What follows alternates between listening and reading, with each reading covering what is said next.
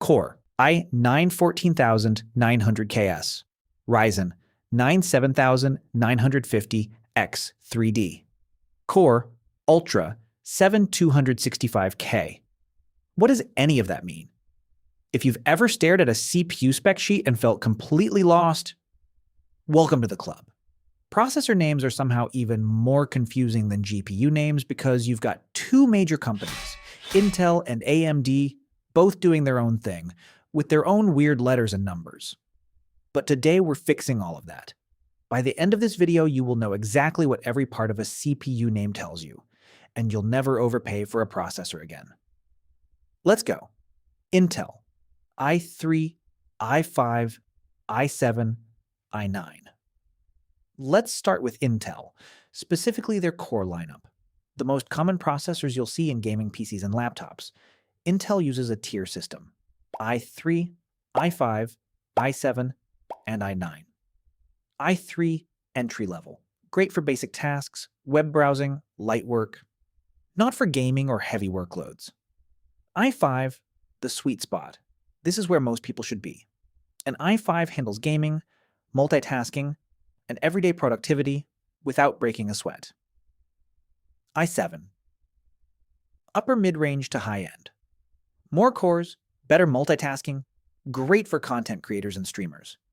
i9, the flagship. Absolute peak performance. Also peak price. Unless you're editing 8K video or running massive simulations, you probably don't need this. Now, Intel also has a newer naming tier called Core Ultra, with Ultra 5, Ultra 7, and Ultra 9. These are their latest generation chips with built-in AI acceleration. Same tier logic applies. Higher number, more powerful. What Intel's numbers mean. Okay, now let's crack the actual model number. Take the Core i7-13700K. The first two digits, 13, that's the generation. Intel is currently on their 14th generation and transitioning into their 15th. Higher number, newer chip. The last three digits, 700, that's the tier within that generation. Higher number means better specs. A 13,700 is better than a 13,600. Simple. Intel suffixes K, F, KF, T, U, H, H, X. And then come the letters at the end. And this is where Intel gets a little wild. K, unlocked multiplier. This means the processor is overclockable. You can push it beyond its stock speeds for extra performance. If you're into overclocking, you want a K chip, F. No integrated graphics. Intel chips usually have a small GPU built in for basic display output. The F variant removes that, making it slightly cheaper. If you have a dedicated GPU, you'll never miss it. KF. Unlocked and no integrated graphics. The combination of both. T, power optimized. Lower TDP, runs cooler and quieter, but noticeably slower. Used in small form factor builds. Now for laptop CPUs, U. Ultra low power, thin and light laptops. Great battery life, slower performance. H, high performance mobile. The middle ground for laptops.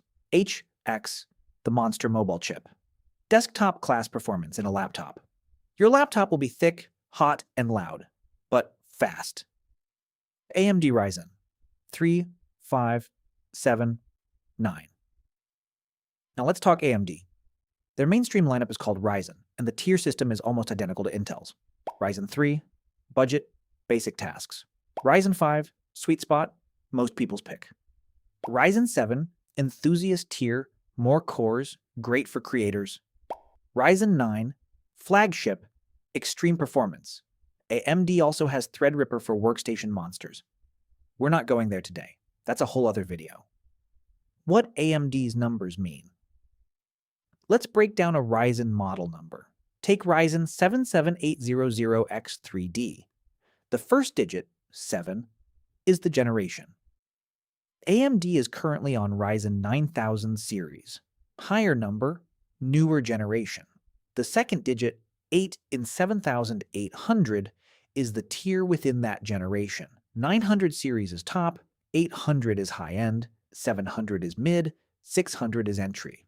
The third digit tells you the architecture segment, whether it's desktop, mobile, or something in between.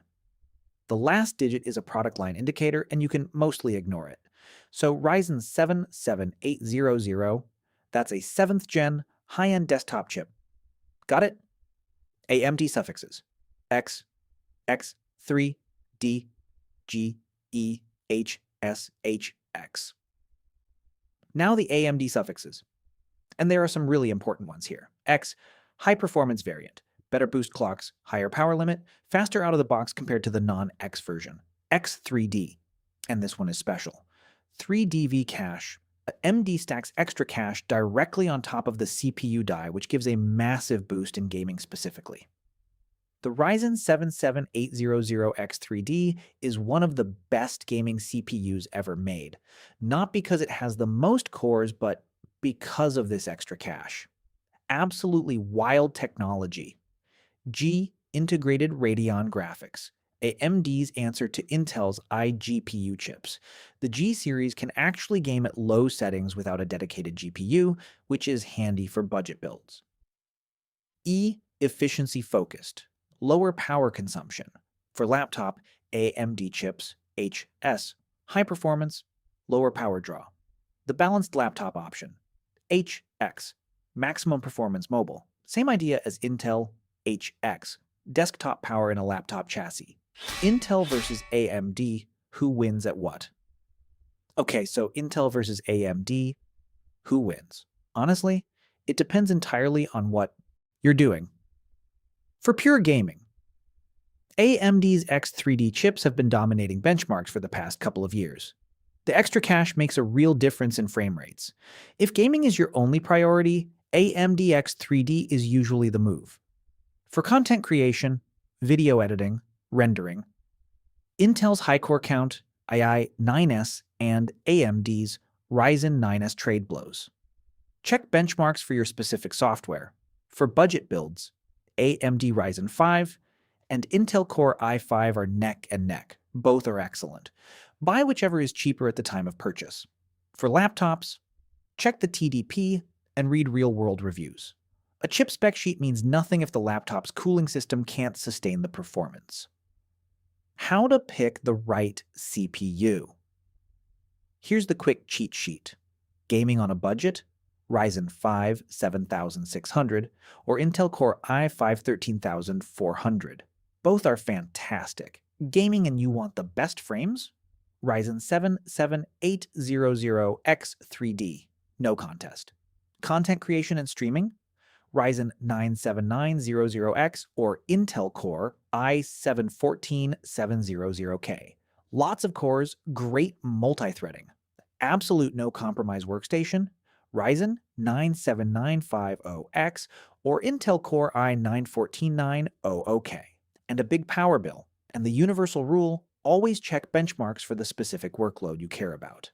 A CPU that's amazing for gaming might be mediocre for video rendering and vice versa.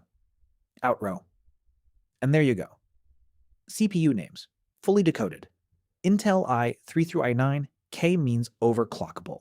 F means no iGPU, H and HX for laptops.